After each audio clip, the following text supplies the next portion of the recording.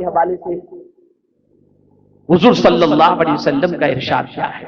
سب سے پہلی چیز، جیسے مرد کی انٹری کے بارے میں گھر کے حوالے سے میں نے کہا، ایسے ہی عورت کے لیے شوہر کے گھر میں انٹری کے متعلق عورت کی رسپانسبلٹی کیا ہے؟ تو میرے آقا صلی اللہ علیہ وسلم نے ارشاد فرمایا کہ اچھی عورت وہ ہے کہ جب شوہر اسے دیکھے تو خوش ہو جائے، خوش ہو جائے شوہر۔ عورت چاہتی ہے میرا شوہر کسی اور کو نہ دیکھے، تو میری بچیوں، میری بہنوں، تم ایسی رہو نا، تمہیں تو باہر شاپنگ کے لیے جانا ہے تو میک اپ کرنا ہے، اور شوہر کے آنے کے وقت تمہیں سر پر پٹی باندھ کر کے بیٹھ جانا ہے، اور تمہیں جو ہے امرت انجن بام اور ویکس اور آئیڈک لگا کر کے بیٹھ جانا ہے کہ شوہر آئے تو پتہ چلے میرا سر پٹ رہا ہے۔ اور اگر کوئی کہہ دے چلو باہر جانا ہے تو فوراً میک اپ تیار کر کے ٹیبلٹ لے کر نکل گئی۔ نہیں، آپ کو سنورنا ہے، شوہر کی نظر جب آپ پر پڑے وہ خوش ہو جائے، اسے بے پناہ مسرت ہو کہ اللہ نے اتنی اچھی بیوی مجھے عطا فرمایا۔ اور اسی طریقے سے عورت کی رسپانسبلٹی یہ بھی ہے کہ شوہر جب گھر میں آئے تو اس کا والہانہ استقبال کرے، سلام کرے، اس کے ہاتھوں سے سامان ہو وہ لے لے، اسے اس کی ضرورت پانی پیش کرے، چائے پیش کرے۔ یہ اخلاقی ذمہ داری ہے، یہ اخلاقی ذمہ داری ہے۔ اس سے شوہر کے دل میں محبت پیدا ہوگی کہ میری بیوی میرا اتنا کیئر کر رہی ہے، میری بیوی میری چیزوں کی طرف اور میری ضرورت کی طرف اتنی متوجہ ہے۔ اب آپ دیکھیں نا، قرآن مقدس میں اللہ نے گھر کو بھی سکون کا ذریعہ بتایا، واللہ جعل لکم من بیوتکم سکنا، اس نے تمہارے گھر کو جائے سکون بنایا، ٹھہرنے کی جگہ بنایا۔ اللہ نے گھر کو بھی سکون کا ذریعہ بنایا ہے، لیکن بہت سارے مرد گھر جانا ہی پسند نہیں کرتے، رات کے 3 بجے تک باہر گھومتے رہتے ہیں، کیونکہ سمجھتے ابھی گھر میں جائیں گے تو قیامت ہوگی، یہ منگائی تھی یہ نہیں لائے، یہ چاہتی تھی یہ نہیں لائے، یہ ساری چیزیں ہوتی ہیں۔ تو نہیں، عورت اپنے گھر کا انوائرمنٹ ایسا بنائے کہ شوہر جلدی سے گھر آنے کی فکر کرے اور اسے گھر میں سکون میسر ہو۔ یہ نہ ہو کہ وہ گھر کے اندر سکون کی بجائے اپنے لیے یہ سوچے کہ ابھی گھر جاؤں گا تو ابھی شکایت کا انبار شروع ہو جائے گا، اس نے ایسا کیا، اس نے ایسا کیا، یہ کیا، وہ کیا۔ نہیں، عورت کی رسپانسبلٹی یہ ہے کہ وہ اپنے دن بھر کے سارے مسائل کو اور سارے مصائب کو ایک طرف رکھ دے، شوہر جب گھر میں آئے تو ویلکم کرے اور اچھی طریقے سے مسکرا کر اس کا استقبال کرے، اور شوہر کو یہ محسوس ہو کہ میرا گھر میرے لیے جنت ہے، جب میں گھر میں داخل ہوتا ہوں تو میرا سارا ٹینشن دور ہو جاتا ہے۔ میرے پیارے آقا صلی اللہ تعالی علیہ وسلم کے پیارے دیوانوں، یہاں ایک واقعہ مجھے ایک صحابیہ کا یاد آ رہا ہے۔ ایک صحابی اپنے بچے کو بیمار چھوڑ کر تشریف لے گئے، ان کی غیر موجودگی کے اندر بچے کا انتقال ہو گیا۔ صحابی رات کو لوٹے، بیوی کو احساس تھا کہ میرے شوہر بہت تھکے ہوئے ہیں، آتے ہی شوہر کو یہ ٹینشن دینا کہ بچے کا انتقال ہو گیا ہے وہ مناسب نہیں سمجھی کہ دن بھر کے تھکان کے بعد اگر میں اپنے بچے کے انتقال کی خبر ان کو دوں گی تو شاید یہ ٹینشن میں آ جائیں گے۔ تو شوہر نے پوچھا کہ بچے کا کیا حال ہے؟ تو وہ صحابیہ کہتی ہے یہ پہلے سے بہتر ہے، یعنی پہلے تڑپ رہا تھا بیماری کی وجہ سے، لیکن اب روح قبض ہو چکی ہے تو وہ تڑپ ختم ہو چکی ہے، روح پرواز کر چکی ہے۔ شوہر نے کہا کہ بیوی نے کہہ دیا، سمجھا کہ بیوی نے کہہ دیا ٹھیک ہے، صحابیہ تھی، شوہر کے دل میں ان کے ساتھ صحبت کا خیال ہوا، اپنی خواہش انہوں نے رات کو پوری کرنے کی بھی اجازت دی بیوی نے، اور دونوں نے خواہش پوری بھی کی۔ صبح جب ہوئی تو اپنے شوہر سے بیوی کو کہتی ہے میرے سرتاج یہ بتائیے اگر ہمارے پاس کوئی امانت رکھے اور وہ امانت ہم سے طلب کرے تو ہماری ذمہ داری کیا ہے کہ وہ امانت اسے دے دی جائے یا امانت نہ دی جائے؟ کہا دے دینی چاہیے۔ تو کہا سنیے، رب قدیر جل جلالہ کی امانت کے طور پر بیٹا ہمارے پاس تھا، اب وہ بیٹا ہمارے درمیان نہیں رہا، اس کی روح پرواز کر گئی اور کل رات ہی اس کا انتقال ہو گیا ہے۔ شوہر نے کہا تم نے مجھے بتایا کیوں نہیں؟ کہا آپ کی تکلیف کو دیکھ کر میں بتانا مناسب نہیں سمجھی کہ کہیں ایسا نہ ہو کہ آپ کو اور تکلیف ہو جائے، آپ تھوڑے نارمل ہو جائیں، اس کے بعد میں نے سوچا تھا آپ کو یہ بتاؤں۔ اب یہ دونوں کا واقعہ حضور کی طرف پہنچا اور حضور صلی اللہ علیہ وسلم کو پتا چلا، سرکار صلی اللہ علیہ وسلم نے دونوں کے لیے دعا فرمائی اور بشارت عطا فرمائی۔ یہ ایک رول ہے بیوی کا۔ بیوی اپنے شوہر کے ٹینشن میں اضافے کا سبب نہیں، ٹینشن میں ہلکا اور ٹینشن کو ہلکا کرنے والی ہو۔ آپ مجھے بتائیے، دنیا کا کوئی بھی مسلمان جب پریشان ہوتا ہے تو مدینے کے تاجدار سے مدد طلب کرتا ہے، اور اسے یقین ہوتا ہے کہ آقا کریم صلی اللہ علیہ وسلم کے ذریعے اللہ تعالیٰ ان کو سکون کی دولت عطا فرمائے گا۔ رسول اعظم کو بھی تو ٹینشن تھا۔ آقا کریم صلی اللہ علیہ وسلم جب جاتے تھے دعوت کے لیے تو لوگ جواب کے اندر پتھر برساتے تھے، گالیاں دیتے تھے، گندے الفاظ استعمال کرتے تھے، سرکار کو ٹینشن ہوتا تھا۔ لیکن قربان جائیے میرے آقا کے ارشاد کا، ہر خاتون سنے، آقا کریم صلی اللہ تعالی علیہ وسلم نے ارشاد فرمایا کہ جب میں تھک کر لوگوں کے لفظوں کے تیر جھیل کر گھر آتا تو خدیجہ کے جملے مجھے تسلی دیتے۔ ساری کائنات کو تسلی دینے والے رسول کو اگر کسی کے جملے تسلی دے رہے ہیں تو وہ بیوی کے جملے تسلی دے رہے ہیں۔ پتہ یہ چلا کہ ایک شوہر ٹینشن کی حالت کے اندر اگر بیوی کی طرف سے کوئی حوصلہ افزا جملے مل جائے تو وہ اپنے ٹینشن کو بالکل دور کر لیتا ہے اور ٹینشن اس کے لیے ہلکا ہو جایا کرتا ہے۔ تو ضرورت اس امر کی ہے کہ کوئی بھی عورت شوہر کے ٹینشن میں اضافے کا سبب نہ بنے بلکہ شوہر کے ٹینشن کی دوری کا سبب بنے۔ آج ہماری بہنوں کا حال یہ ہے کہ وہ اس چیز کی فکر نہیں کرتی کہ شوہر خوش ہے کہ ناراض ہے، اسے کیا اچھا لگتا ہے کہ کیا برا لگتا ہے۔ یاد رکھیں اگر کوئی شوہر اس حال میں رات کو سویا کہ وہ اپنی بیوی سے ناراض ہے، بیوی سے ناراض ہو کر اگر کوئی شوہر رات کو سویا اور بیوی بھی سو گئی، سرکار فرماتے پوری رات اس عورت پر فرشتے لعنت بھیجتے ہیں، پوری رات فرشتے لعنت۔ اس لیے بیوی کی رسپانسبلٹی یہ ہے کہ وہ اپنے شوہر کو ناراض کر کے نہ سوئے، بلکہ اگر کچھ 19-20 والا معاملہ ہو بھی جائے، کچھ نوک دھوک ہو بھی جائے تو سونے سے پہلے معافی تلافی کر لے تاکہ رات بھر فرشتوں کی طرف سے ملنے والی لعنت سے وہ بچ جائے۔ تو یہ سب سے اہم ذمہ داری۔ دوسری چیز، عورت میں حوروں والی صفت، فیہن قاصرات الطرف، یعنی جو جنت میں حوریں ہوں گی نا، ان حوروں کا حال یہ ہوگا کہ وہ کسی مرد کی طرف مائل نہیں ہوں، جن کے ساتھ ان کا نکاح ہوگا اسی کی طرف مائل ہوں گی، کسی اور کی طرف مائل نہیں ہوں گی۔ تو فرمایا گیا عورت کے اندر حوروں والی صفت ہو کہ وہ اپنے شوہر کے علاوہ کسی اور کی طرف کبھی مائل ہو، کبھی مائل نہیں۔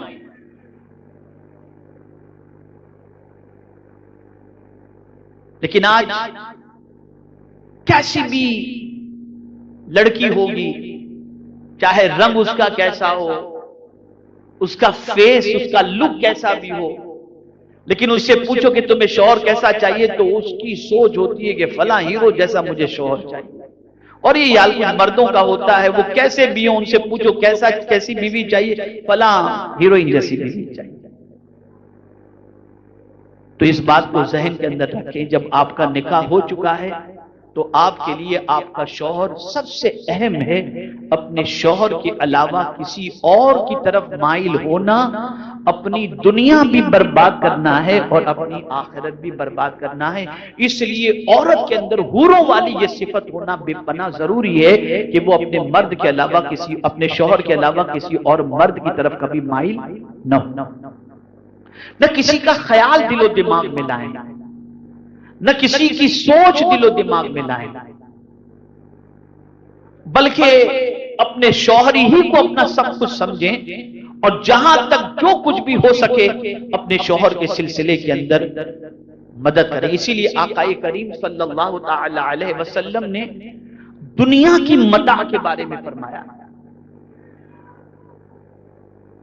کہ دنیا کی ساری چیزوں میں سب سے بہترین چیز اگر کسی کو اللہ نے دی ہے تو نیک بیوی اگر کسی کو نکاح کے اندر مل گئی تو گویا دنیا کی سب سے بہترین چیز اللہ نے اسے عطا فرمایا.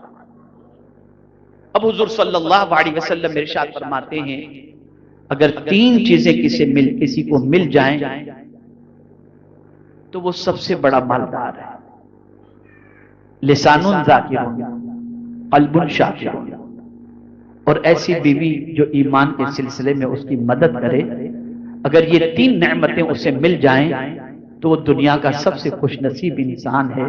یعنی اسے ایسی زبان مل جائے جو اللہ کا ذکر کرتی ہو، ایسا دل مل جائے جس میں اللہ کا شکر ادا کرنے کا جذبہ ہو، اور ایسی بیوی مل جائے جو نیکی میں مدد کرنے والی ہو. یہ تین نعمتیں جسے مل جائے وہ دنیا کا خوش نصیب اور مالدار ترین انسان ہے. پتہ یہ چلا بیوی اپنے شوہر کو نیکیوں کے سلسلے میں مددگار ثابت ہو سکتی ہے، اور تاریخ بتاتی ہے. اللہ اکبر، آج بہت ساری بچیاں اپنے شوہر سے بیجا مطالبات کرتی ہیں، اتنا لے کر کے آؤ، یہ دلا دو، وہ دلا دو، قرض کرو، کچھ بھی کرو، ہمیں یہ چاہیے، ہمیں یہ چاہیے. اس طریقے کی ڈیمانڈ کرتی ہیں جو شوہر پوری کرنے کی طاقت نہیں رکھتے. تو عورتیں کہتی ہیں چوری کرو لیکن لا کر کے دو. لیکن میں آپ کو ایک صحابیہ کا واقعہ بتاؤں، ایک اللہ کی برگزیدہ بندی کا واقعہ بتاؤں. غریب تھی، وہ بہت غریب تھی. شوہر محنت و مشقت کرتے تھے لیکن خاطر خواہ روزی نہیں ملتی تھی. صبح جاتے تھے، شام کو بمشکل تمام ایک دو روٹی کا انتظام ہو پاتا تھا، اتنا کما کر آتے تھے. بہت مشکل سے گزر بسر ہوتا تھا. ایک دن اچانک بیوی کے دل میں یہ خیال آیا کہ کہیں ایسا نہ ہو کہ میرے شوہر جو ہے کسی کی امانت میں خیانت کر بیٹھے اور کسی کا مال ہضم کر بیٹھے یا کسی سے دھوکہ دے کر بیٹھے. تو ایک دن شوہر جب جا رہے تھے نا تو بیوی نے کہا کہ میرے سرتاج آپ سے میری ریکویسٹ ہے. کہا کیا؟ کہ خدا کے لیے ہمیں حرام کا لقمہ مت کھلانا. دیکھیے نصیحت کیا کرتی ہے، ہمیں حرام کا لقمہ مت کھلانا، اس لیے کہ ہم پیٹ کی آگ کو تو برداشت کر سکتی ہیں، جہنم کی آگ کو برداشت نہیں کر سکتی. کیا سوچ کی آپ سوچیں، کیا مینٹلٹی تھی ان زمانے کی عورتوں کی. اسی وجہ سے ان کے بطن سے اللہ تعالیٰ اللہ کے برگزیدہ بندے پیدا کرتا تھا اور ان کی زندگیاں انقلاب لایا کرتی تھی. آج کی عورتیں بیجا ڈیمانڈ کر کے اپنے شوہر کو ناجائز اور حرام چیزوں کی طرف مائل کرتی ہیں، اور پھر اس کے بعد ان رقوم سے وہ عیش و عشرت کرتی ہیں، اور پھر ان کی دنیا اور آخرت تباہ ہوتی ہے، ان کی اولاد کی بھی دنیا اور آخرت تباہ ہوتی ہے. تو اس چیز کا خاص طور پر عورتیں خیال کریں کہ بیجا مطالبات اپنے شوہر سے نہ کریں اور نیکی کے سلسلے میں اپنے شوہر کی مدد کریں. ایک اور آج کے دور کی بلا جو خاص اختلاف کا سبب بنتی ہے. شوہر گھر میں آیا تو بیوی فون پر لگی ہوئی ہے. اب شوہر کہتا ہے بھئی میں بھی آیا ہوں ذرا میری ماں سے بات کر رہی ہوں. اب یہ لگی ہے لمبی گفتگو کرنے کے لیے. شوہر آیا بیچارہ تھکا ہوا ہے، سامان رکھا، پانی لیا، پیا، فریش ہوا اور ٹائم کافی گزرا. اب پہلا ہی امپریشن شوہر کے دل کے اندر بیوی کے لیے اچھا نہیں آیا. اس لیے ماہر نفسیات یہ کہتے ہیں کہ اگر خوشگوار ازدواجی زندگی گزارنی ہے تو بیوی کو چاہیے کہ شوہر کے آنے سے پہلے جس کسی سے فون پر جو بات کرنی ہو پہلے ہی کر لے. شوہر کے آنے کے بعد اپنے موبائل کو سوئچ آف کر کے رکھ دے اور باتیں کسی کے ساتھ کرنے کی بجائے اپنا ٹائم اپنے شوہر کے ساتھ اسپینڈ کرے. اور اگر کسی سے کوئی ضروری بات کرنی بھی ہو تو شوہر کی اجازت لے کر مختصر بات کرے تاکہ شوہر کو یہ احساس نہ ہو کہ میری فکر میری بیوی کو تو ہے ہی. اس چیز کا خاص طور پر ہماری بہنیں خیال رکھیں. ایک اور چیز شوہر اگر کوئی کام کہہ کر کے گیا ہے تو اس کے انسٹرکشن کو فالو کریں. یہ نہیں کہ اس نے کہا اور اس کی بات کو نظر انداز آپ کر دیں. اس نے کہا کہ دیکھو کوئی آئے تو اس کو اتنے پیسے دے دینا، یا میرے بھائی آئیں گے تو یہ کام ذرا نپٹ دینا، یا میری امی کو یہ دے دینا، یا یہ دے دینا، جو بھی کام جو بھی انسٹرکشن ہو. جیسے ماں بیمار ہے تو میری امی کو صبح یہ دے دینا، دوپہر میں یہ دے دینا، رات میں کچھ انسٹرکشن شوہر دیتے اسے نوٹ کر لیں اور اس پر سختی سے عمل کریں تو ازدواجی زندگی کبھی خراب نہیں ہوگی. دونوں کے درمیان ایک بہترین اور حسین زندگی انشاءاللہ العظیم گزرتی دکھائی دے گی. اور سرکار صلی اللہ علیہ وسلم کا ارشاد کرام اور قرآن مقدس میں بھی اللہ نے فرمایا فالصالحات قانتات حافظات للغیب بما حفظ اللہ.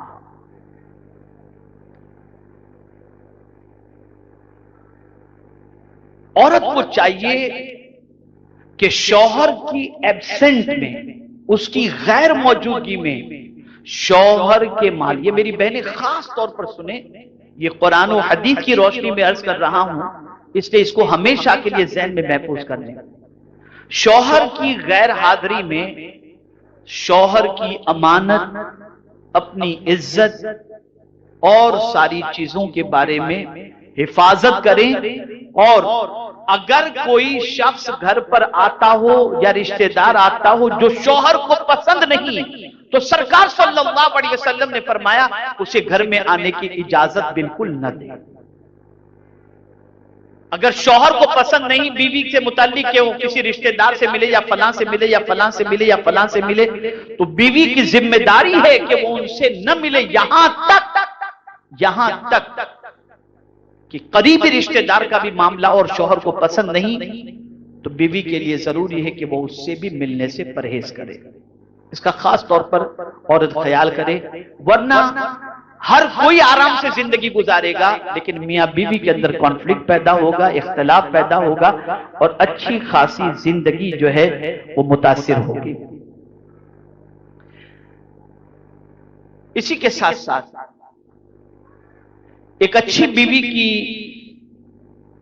علامت یہ بتائی گئی کہ اس کی باتوں میں نرمی ہو، انداز گفتگو اس کا بالکل میٹھا انداز گفتگو، اس کی گفتگو میں کڑک پن نہ ہو، تلخی نہ ہو.